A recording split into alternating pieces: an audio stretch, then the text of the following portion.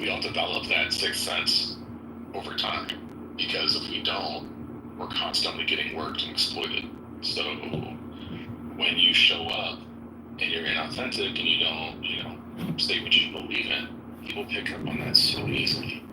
And they think that they can just, a lot of these people, right? I'm talking about a certain part of the party, they think they can just sort of get away with it and do this whole who else are you going to vote for thing. And it just, like, how many times do you have to either like win by the skin of your teeth against an opponent that you should crush, or just like lose to someone you never should have lost to before you understand that like it's you're the problem. Like you need to do something about this. I mean, like how many times do you have to fail in the same way? I mean, I've been watching this since Al Gore in 2000. It's painful. Yeah. I'm sorry, bro. We need a movement in this country. We need a movement that can meet the new dynamic in our country, right? The Democratic Party is in disarray. Whatever remnants of the Republican Party that are left, they're in disarray, right? Right? So you got that segment.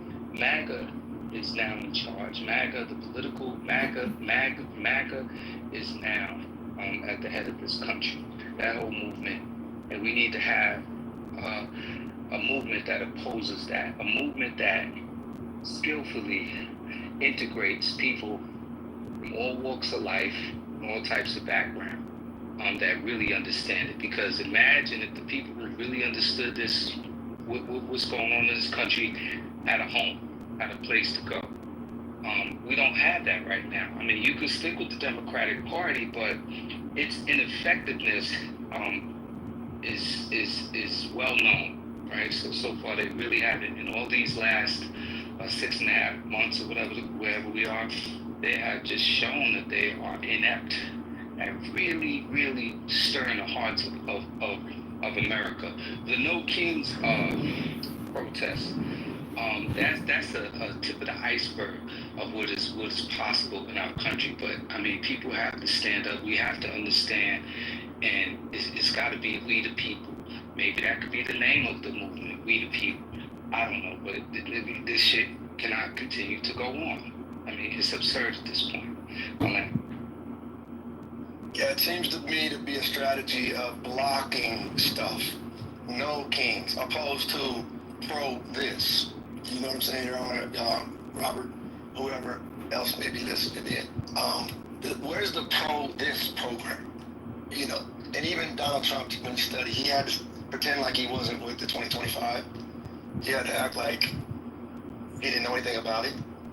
And then coincidentally, like when you look at this big, beautiful bill and put the 2025 on top of it, you see the You hear this shit, Midas? You think these motherfuckers are gonna fix anything? But to not have a pro plan, fucking fakes, all of them.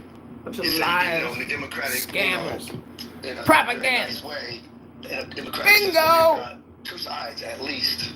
Could be 3, 4, 5 sides, different parties. But you gotta have at least two. But so you gotta have enough of a real competitor to in order for the thing to really operate efficiently and look out for the best interests and have to fine tune itself in a good way. You have to have a noteworthy competitor. So therefore I go to something that we all just saw, basketball, NBA, for those that follow that.